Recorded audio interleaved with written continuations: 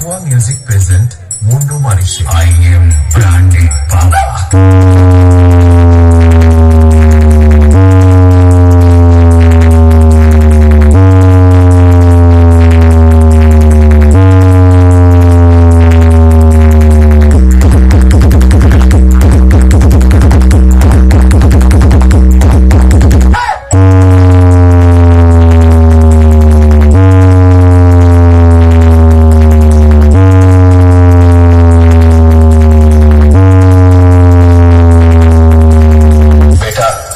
अभी अंडे से निकल कर आए हो, पहले ठीक से खड़े होना सीख लो बेटा। काहे की अंडे से बच्चा निकलता है, बाप नहीं। Latwa Music present Mundu Manishi. I am branded Baba.